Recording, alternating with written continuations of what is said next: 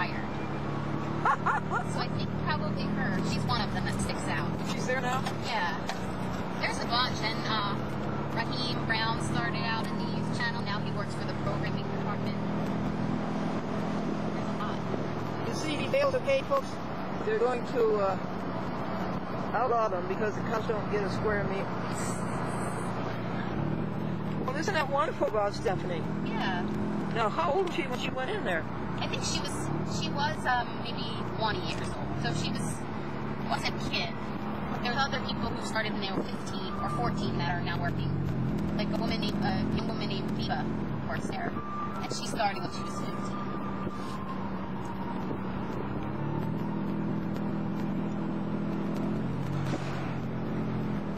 So there's a lot of really interesting and skilled people who started out with YouTube. And then when you went to Manhattan Neighborhood Network, after being a youth person, what did you do?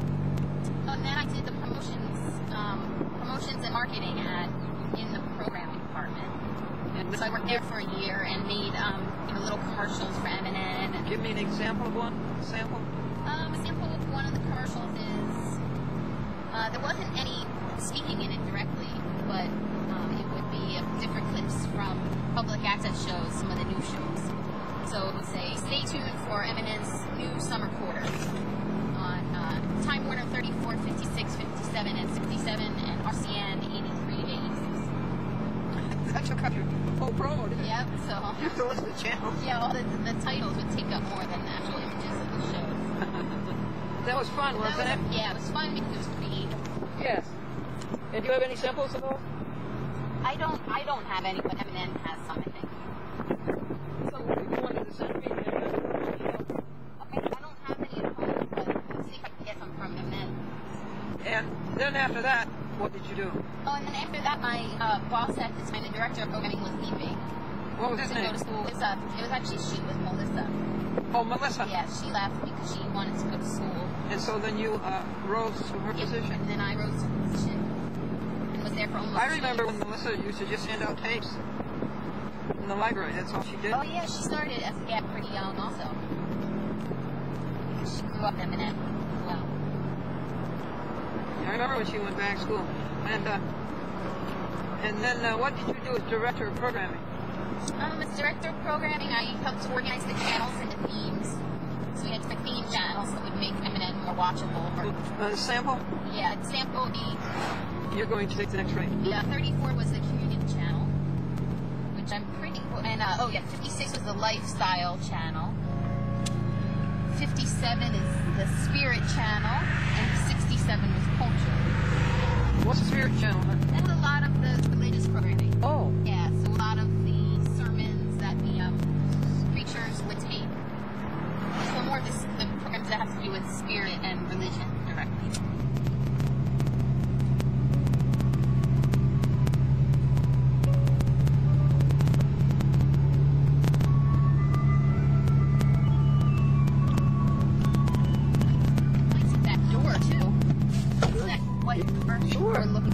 Anything else? Did the guy who owns it say that he didn't mind if people took stuff? Well, he didn't say so. Doesn't I'll stand behind you, okay? Okay. Isn't that outrageous? It's a dump. It's pretty. Yes, it's a dump. So we have... What's that we're returning? Old shows. And you were able to get those into your computer? Yep. We had a deck, Sanctuary for Independent Media. Has a 3/4-inch deck. Yeah. I don't know if all of them are going to fit. I'm confused. I don't think they were stacked up. Does it say they were from 1/4 in some other box? Okay. She hung one back on the wall. And 8-4's right there. 8-4. And I put these in plastic sleeves for you. So Thank you. the weather. Did you decide to keep any of them because they were dupes? I took the dupes, yeah. I have them hanging up in my office. This would be more comfortable if he came out. There you go. Yeah. Well, why isn't he comfortable?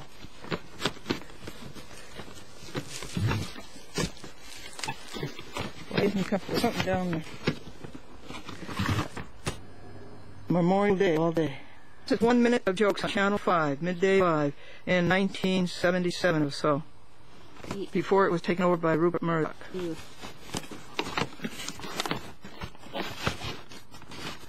Bet you that made a good picture. Is that too much? Yeah, if it is. No. It's 2 volume 1s. Okay. Is there any one in particular that I could...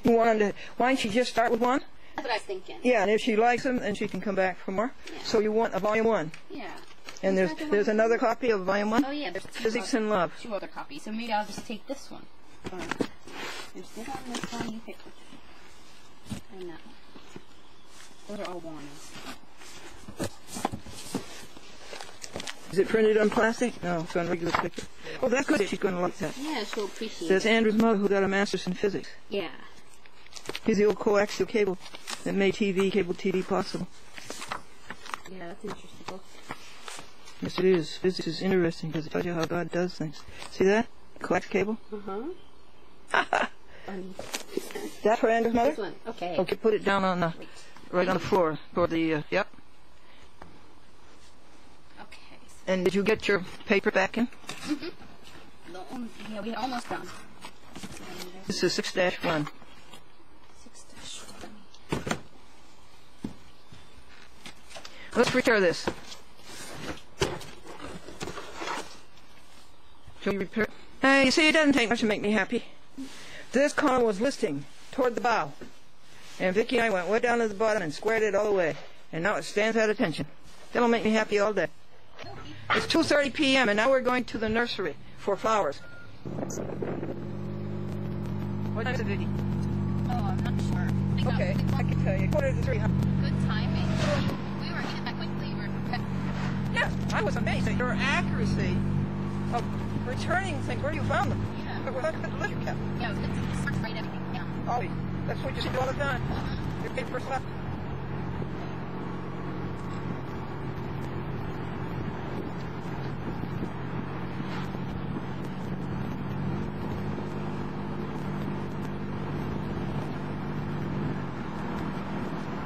What now, Vicky? More greenhouse here. That's all the time.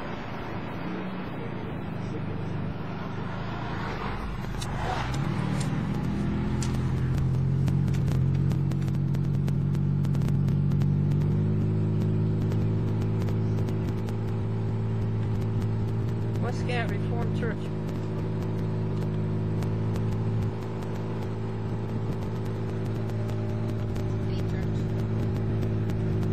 I saw that on television. Well, we started moving program around so it would be easier for viewers to find. Yep, that's where you are. And we reformatted the program guide to colorful. Oh, beautiful. That's a poster. Yeah, so that we That's thought so was good. expensive. Yeah, it was just as expensive as the other one. It's a beauty. Yeah, this one just made more sense than people could post it up and find the programming. So that was good, and then we got the new logo, which was a really big achievement to change the logo up in a minute. Yes, after so many years. Yeah, after so many years, I led the department in a rebranding effort. So we got new logo and new colors and new channels. And then we also started the digital transition. What so is all that? of our programming would go, starting to go from VHS tape to mini DV tape, and then eventually from mini DV tape to DVDs, and then eventually no tapes at all. So they'll just be digital files. Sneak across. Where do we park? Park. Nursery.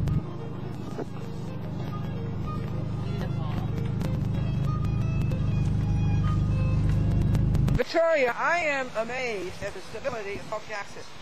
People come into public access and stay with it week after week after week after week. Mm-hmm. I think what's really keeping public access alive is the people.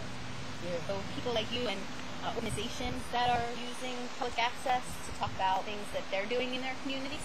And I think that churches also have a very strong force in public access television. Really, you're a public access producer yourself. Yes, I am. I'm a public access producer. I have a monthly show. Monthly show, and it's Yeah. about women. It's women who are making short films about their lives. So it's documentaries, video art pieces, all the different types of video and film that women are using. Yeah. So whatever they need to tell their story, use different forms, and then I air it on my site. You have 1,500 public access producers at Manhattan Network. Yeah, it was about 1,200 regular series producer, and then hundreds more were single producer or special. So they would just submit one. Right, exactly. Oh. So. Is Glendora number down around the 3? You're still left? Is there about 3 left? Yep, there's you were going on 37 years or 38 years, right? 72, I leave. 73 is when I came. 73, 74. That's Manhattan. I was in public access before that. Yeah, so you were one of the first. Yeah. And then there's a couple more people who have been on for a long time. What motivates them? I wanted to do that. Well, a couple of the people are airing shows that they've done in the past, so it's a way to keep their history alive. Oh. I think you are the only one who's actually producing still live every week, and Chat with Glendora is live. It's new every month. Last month there were 21 half hours. Right. Yeah, I think that a lot of people find it hard to produce public access TV, such as you. They are right about that. Because one of the things about public access TV are the producers don't get paid. No, that. That's important for the viewers to know too, that the shows that the public access producers are producing are out of their own pockets, or their organizations are spending money on the show. So they're not getting money back for what they do. So they're making TV out of public. Yeah, public access is amazing. Before I worked public access in 2005, I didn't really know what public access television was. And then when I started working there, I really realized what a great asset it was to people. And it's one of the last assets people to really exercise the First Amendment right, freedom of speech, which is unfortunately is getting cut down in this country. So is it ever? In fact, I will go so far as to say that public access is the only way you get the truth anymore. It's true. It's definitely true, because people speak their minds and they're not censored on public access TV. That's another thing to remember, is that in public access TV franchises, they're not supposed to be approved content. So that means that producers, as long as they're adhering to programming policies and they're non-commercial and some other things, that they can say whatever they want, and access being pre-screen the content. So this fall you're going to go to Rensselaer Polytechnic Institute. What are you going to do there? I'm going to get work towards an MFA, What's so that? Master in Fine Arts degree. Oh, from Tronic Arts. really? Yeah. Oh, that's great. Yeah, so what that will be is some of the people use the form of music, some use the form of performance art, and I'll be using video to make that. You're so good at that because you're so well grounded in it. Do you find it hard to keep up with the technology? Yes, I do, definitely. But my first camera I bought in 1999, and it's been obsolete. I mean, it's a mini DV camera, but it's now people are shooting on high definition, which looks really beautiful, and they're affordable cameras. But I haven't upgraded to that. Well, you want to know something, Vicki and my audience? I handing in a program this week, and it includes my interview with Charles Owen in 1987. It was done on a Canon camcorder. It was much bigger than the Sony and much bigger than the camcorder that we have today. But you want to know that video is very cool. Yeah, It's very I've good. seen that one. Even if it isn't mini DV and it's analog, it's still good. Yeah, and I think that the new digital forms might be a little bit unstable. Like DVDs, I hear, aren't really a good idea to use for archiving. You really should be using tape and film to archive your Oh, I tape. didn't know that. Yeah, so Is that so? there's a professional archivist who works for Democracy Now! Yes. Who, when I was working at Manhattan Neighborhood Network, we talked for great length about how to archive Manhattan Neighborhood Network shows. And we were saying, should we archive on DVD? And he was saying that DVD is too unstable of a format, and the actual glue, there's glue that holds the information onto the disc, or holds the DVD together, and sometimes after a short amount of time it can break apart. So, something to remember. Now you tell me. Yeah. Now you tell me, after I've been using DVDs for archiving since January 2008. Well, it's good to have it on tape and DVD, which I think you do. Right? No, one is enough. You've seen the museum, folks,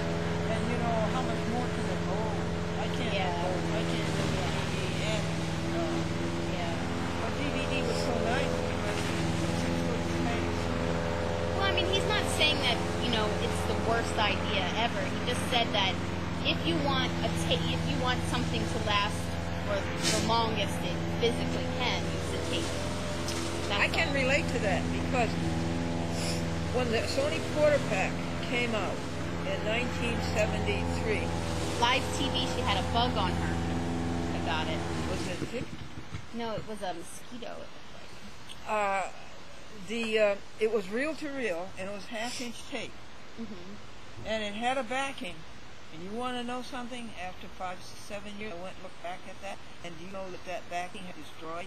It was like the glue you're talking about. Yep. It was like glue, and stuck onto the tape, so that the tape would go a little bit like 6 or 7 seconds, and then come a spot of glue, 6 or 7 seconds of a spot of glue, and it ruined. Yep. It ruined much of my early 20s. Yes, I think it's the same idea. Well, Victoria, anything else you want to say?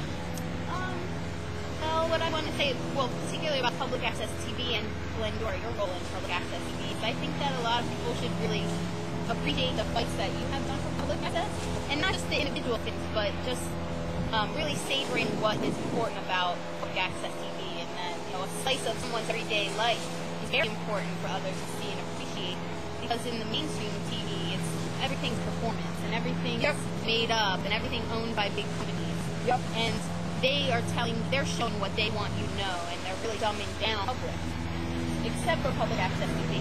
And even though some people may look at public access TV and think that the quality is, too rainy or too dark or static, that's really not what you should be watching for. You should be watching for the content of what people like us have to say. Yeah, thank you. Thank you. This is Cat with Glendora, and today after Memorial Day, I want you to know how much I enjoyed your company. Good time we had it all around. Yeah, it's been fun, and more good times to be had. Grace and peace be unto you, folks. From God our Father, and Vicki and I will say a prayer for you that number one, we're sorry for all the mistakes we made, all the wrong things we've done, and we'll try to clear those, and we truly want to thank God for everything that you give us. So rich and so magnificent. And number three, God, keep our hearts open and let the Holy Spirit flow through us. Amen.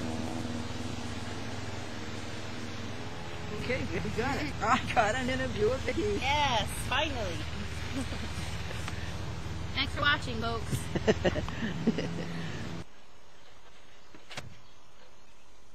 3:15 p.m. 3:15 p.m. on a perfect weather day, May the 28th, Wednesday.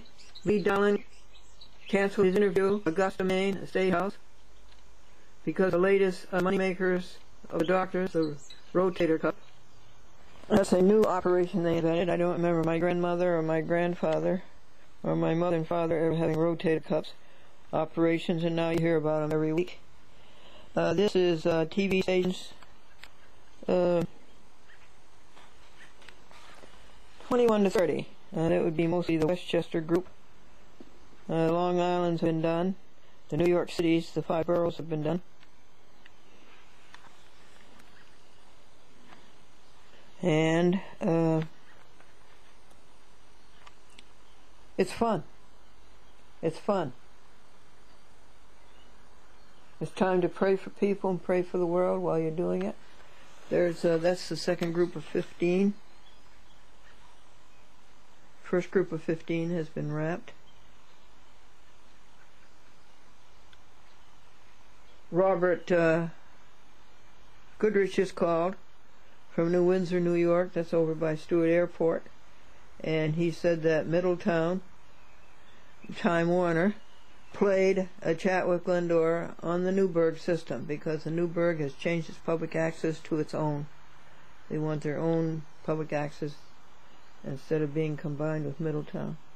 So he reported that it was played, it was cablecast Sunday at 9 p.m. And he was really interested in the permanent closing of St. John's Lutheran Church. He says he's never heard of such a thing reported on TV before. Thank you. Thank you, thank you. The program was on only for an hour. It should have been on for 2 hours. Let's go to the garage and get a bag for these videotapes, number 11 to 30, and let me show you that blue sky. And then we have to practice the track phone. We'll take it with us. Perfect weather. Perfect. Just think of it. Perfect. There it is. No aerosol. We haven't had any aerosol all day. Mary Kilser says that Carnicom says that the commercial airlines carry these canisters of aerosol, and somebody tells the airlines whether to release it or not to release it. The jets, that's what she says. Isn't it perfect?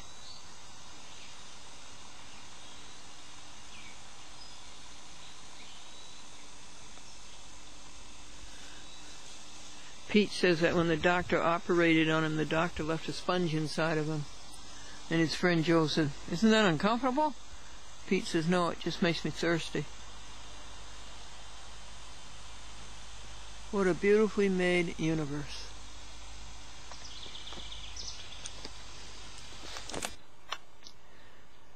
Post meridian. We're done wrapping. This is the last 750. What would that be? 47? Yes, 47. And I don't understand so many overruns over there. Look at that. I guess I don't need a third group of 15. And these didn't get used either. So are there any TV stations out there who want a good program? I guess we could handle another 15 or 20 TV stations. This is June. No, May.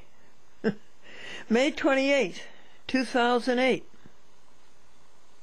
Wednesday.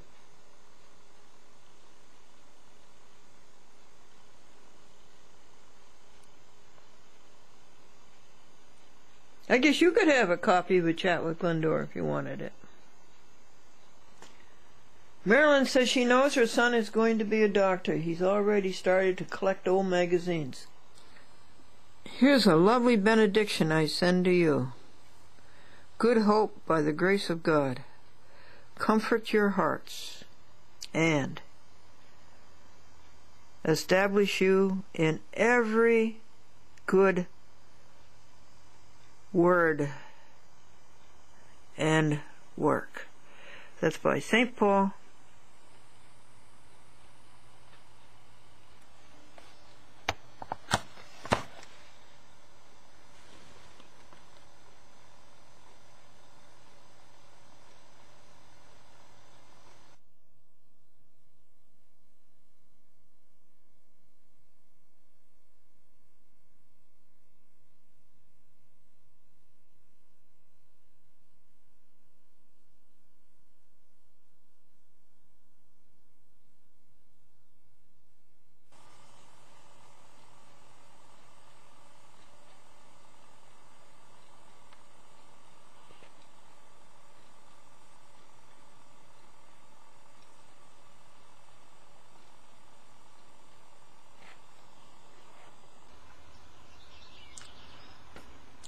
And by 10:30 a.m., the lovely messages to help people, to bring them to great happiness, have been mailed to 37 TV stations, plus 10 on Tuesday, 47 TV stations. And they are on their way to uplift souls who have forgotten how to find their happiness that God has waiting for them. And there were lots of jokes and lots of laughter. It was a very entertaining time at the Valatia Post Office, and the bill was $80. Doctor, doctor, I have a ringing in my ears. Doctor, don't answer it.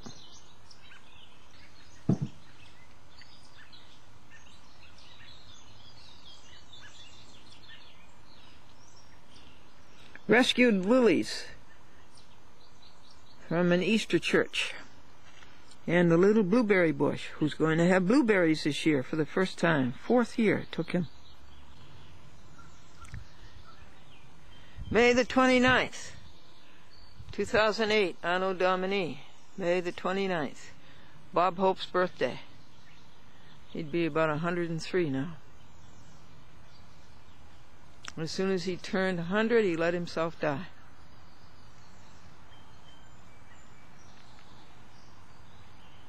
He wouldn't leave until he was 100.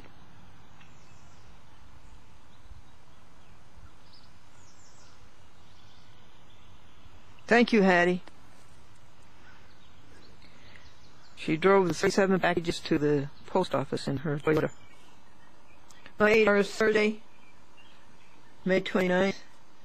4 specials for DC TV. I wish they would be like other cable companies. But the franchises should take whatever you send, as long as it isn't obscene or libelous or something. And then specials for Mid-Hudson, I wish they would not require the disclaimer at the beginning and at the end. That's a pain in the neck. And one West Traffic requires a disclaimer. And what does this all add up to for Glendora the month of May?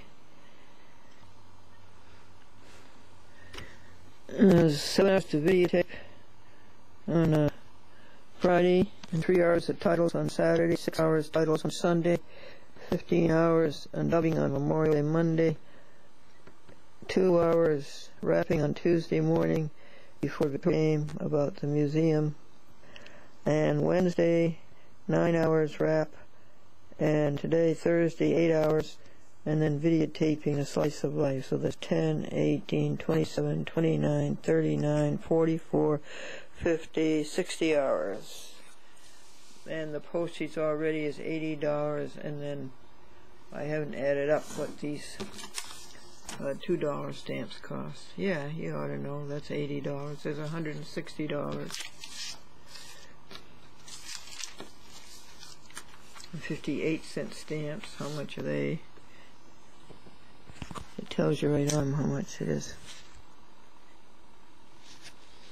Because now our media used to be, for 4 VHS, used to be $247. Now they've gone up to $258. It's terrible how they go up. And take a look at the receipt. I don't think I can show it all to you.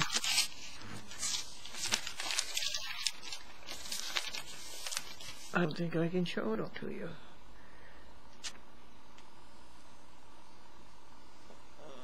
My arm isn't long enough.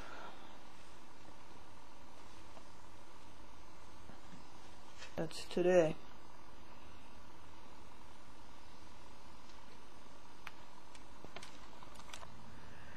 It'll be another couple of hours to screen the 2 mini DVs, an hour each, and write down the contents thereof. Print those and send them to the internet server, Richard Wolfley.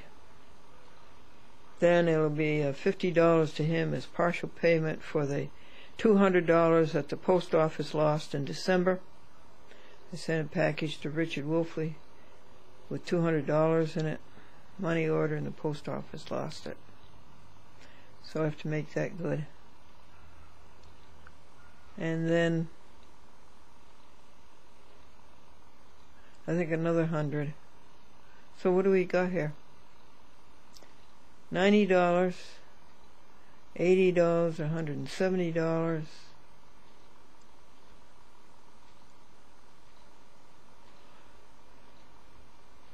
$200.